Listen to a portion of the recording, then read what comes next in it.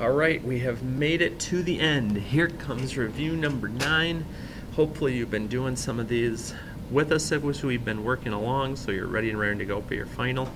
So all right, let's take a look at circles. Now, circles, standard form equation of a circle looks a little something like this. Now, don't get panicked about all the different letters and variables, because there's just certain parts of it that we need to be able to get. The x and the y are not going to change in this ever. What we're going to be looking for is the center, which will give me my h and k value, and my radius, which will give me my r value. And then I'll have everything that I need to be able to do this. So let's see here. Let's find the center of this circle. Looks like it's about right there. So what point do we have for our center? Looks like -4 and down to -3. Okay, so again, that's my h and k values. My radius is found by going from the center out to one of the edges. Okay, how far did I go? 1, 2. So my radius is 2. And at this point, all I have to do is fill in the values that I have. So I look and I go, okay, so x minus -4. Well, what happens when I minus a negative? It becomes plus. So x plus 4 squared plus y minus, again, I've got a negative. So minus a negative makes this plus squared equals my radius squared. And again, if you knew that right off the top of your head and you didn't want to have to write this all out again, you could have just written 4. But I wanted to make sure you see where everything is coming from, and that's how I'd find my standard form. Okay. But again, the key here is just knowing you just got to plug some of the values in. Nothing too terribly awful. Okay. Over on the back, solve using any method. Okay, here's where we got to figure out what tools in the toolbox we have and how to use them. Show all work and leave answers in reduced and exact form. Now, solve using any method. What choices do we have? Well, we can do factoring. We could do the quadratic formula. And again, that'll be somewhere on your test. So if you decide when you get to a section like this and you want to use it, you can just flip back and look at it and find it that way. Or we can solve by using square roots. We get the x squared term to one side, we take the square root, we're done. And all of these are going to have different ways of looking at that, and that's what I've got to keep stressing to some of you. There's not a one-size-fits-all on this. So what I'm going to do is I'm going to go ahead and I'm going to work through number 5 and 6 and 5, 6, and 10 with you. And I'm going to give you a couple of hints on 7 and 8. So 5 and 6, notice they're already in equals 0 mode. Okay? The one thing I'll help you with here is that for number 7, that -5 has got to get moved to the other side. For number 8, that 2 has got to get moved to the other side. We got to see equals 0. So when I start with these, my first question always, because I have my green sheet, is factor out any common terms. Do they have anything in common? 2 and 5 and 12. No, not really. Okay. So if that's the case, we go back to our old friend slide and divide. Now, could I do the quadratic formula on this? I sure could. Okay, and we'll actually talk about that in a minute. So r squared minus 5r minus 24 equals 0. And I got to play the factoring game. Now, there's a few things I know before I even start.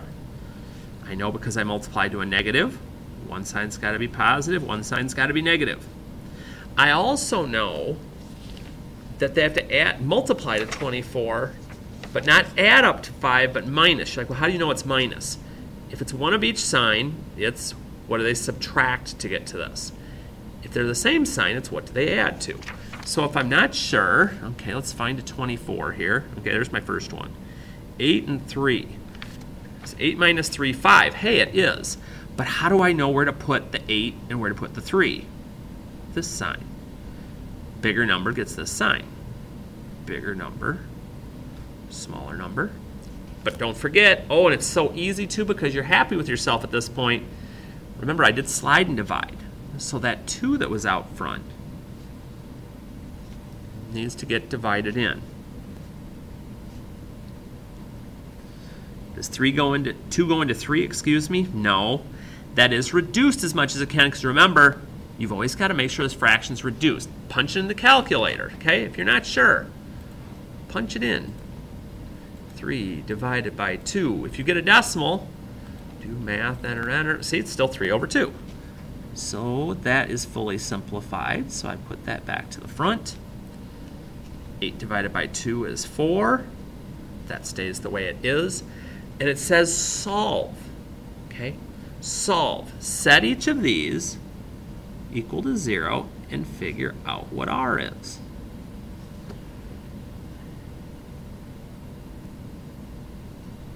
So see, you're being given some freedom here. Figure out how it works, show how it's done, go to it, you're ready and raring to go. Well, okay, Harty, I'm not a big fan of that. Well, again, the quadratic formula would work for any of these actually. So if you like having one way to do it, the quadratic formula would be the way to go. But I'm going to go with ways that are probably going to be a little quicker for you here. It's all right. Number 6. Anything in common on number 6? Well, let's see. Are they all divisible by 3? No. Are they all divisible by 2? No. Crap. Harty, I don't want to deal with this. I could do slide and divide, but then that's going to multiply like 192. I don't want to do that. Okay, if you don't want to do that, here's a prime example for us to be able to use the quadratic formula. Now, if you're comfortable doing slide and divide with bigger numbers, I say you keep going that route. But if you're not, here's what we're going to do. So, quadratic formula. The opposite of b, so the opposite of negative 32 is positive 32, plus or minus the square root of b squared, in parentheses, minus 4ac all over 2a. Now, we even have to have some patience with this, because here we've talked before about how trying to do this too quickly and punch all of it in the calculator at once is going to give us the wrong answer and just get us in trouble and irritated. I want to work on what's underneath here, but I don't want to use the radical way to weigh, because now we get into a parentheses issue. We don't need a parentheses issue. So all I'm going to do is that part. Okay, I've got 32 plus or minus. Now I want the square root of that, because that's just the number that's underneath. So the square root of 256. Well, isn't that nice? You're like, what's so nice about it? Well, I'm actually going to be able to get the two answers out of this. I'm going to do 32 plus 16 over 6. You're like, do I have to put the parentheses? Well, let's find out. Okay, let's do it without them. And let's do it with them and see what's going on here. Oh, those answers are a lot different. Yes, they are. And this is the one I want, because I want to do what 32 plus 16 is, which is 48, divided by 6, which is 8. Well, what happened on the other one? The calculator did order of operations and did 16 divided by 6 and then just added it to 32. I don't want this. We've got to remember the parentheses part. And then I just do one more time with the minus. So like, okay, 32 minus 16 divided by 6. Ooh, math, enter. Because Harty's a bigger fan of the fraction, and if this was on the final, and this was like a multiple choice question, this is how it would be written. 8 thirds. Okay. Could I have gotten that by factoring? Yep. Not with square roots. Square roots, we can't have an x term. But That's how the quadratic formula could even work out for me when I'm doing these. And then our last one down here on 10, not our last one total, but for this section, again, we're always working on getting our x or our k, whatever term it is, isolated. So I have to get this out of there first. And even though it's tempting to want to add 2, I'm multiplying this set of parentheses by -2. So I have to do the opposite of multiply, which is divide. Keep my parentheses. Now, unfortunately here, there's a couple of things again. I do not want to distribute the 2. I do not want to FOIL this out. Okay? I cannot add the 8 because it's stuck in the parentheses. How do I get rid of the parentheses? How do I dump something that's being squared? What's the opposite? The opposite is to square root it. Squared and square root cancel. Couple of things to remember. Again, taking the square root of a negative, what's the first thing I got to remember? Take an I out. So I know it's plus minus because it was squared. Okay, I'm taking out the I. So then I'm looking, I'm like, okay, multiplies to 18. I need a perfect square. I need a perfect square. Cool thing about this is I can look at these and all the numbers along the diagonal that are bolded, that are a little deeper in color. Maybe you circle them. Maybe you use a highlighter. I don't know. But you look at those and you say, okay, what goes into 18? If you don't know, look down a column, okay, and go, well, let's see. 9, 4, let's see. No, 4 doesn't go in evenly. Ooh, 9 does, though. Okay. So 9 and 2, the square root of 9 is 3. That goes with my I. Normally I'd write that 3i, but I wasn't thinking ahead here. And then the square root stays under. And then my last job to get k alone is to add 8. Because again, I got to get the k by itself. Now I can't add the 8 to this. This plus minus is kind of like a wall. And I'm going to get my 3i looking a little better here. Finish that up, and I'm good to go. And these last couple, we're going to go heavy on the calculator.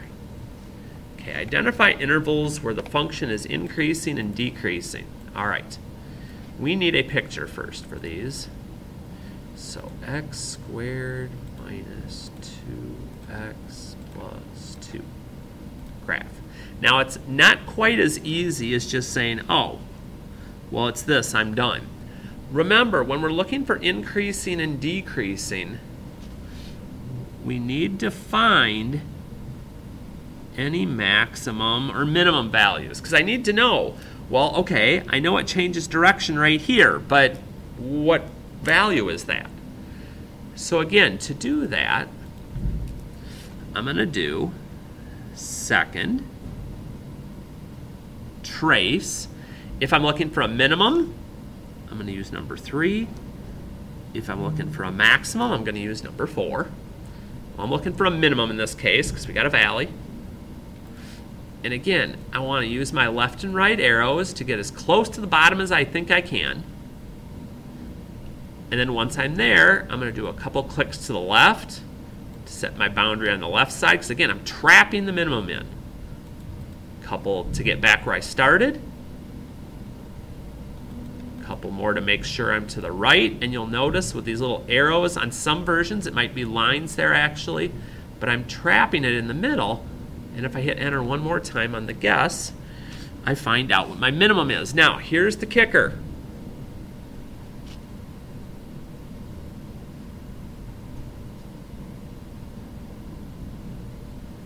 I only need the x value because I'm looking at my interval from left to right. So my value right there is 1. You're like, well, in this case, it doesn't matter. They're both 1. I agree, but that won't always be the case.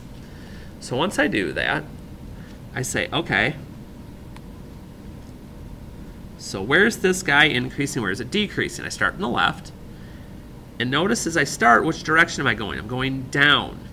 So I'm starting with decreasing from negative infinity until I get to that minimum. which is 1. I close it off. Well, once I get there, I start to increase. So I'm starting to increase at 1. I'm going to go, and I never start decreasing again.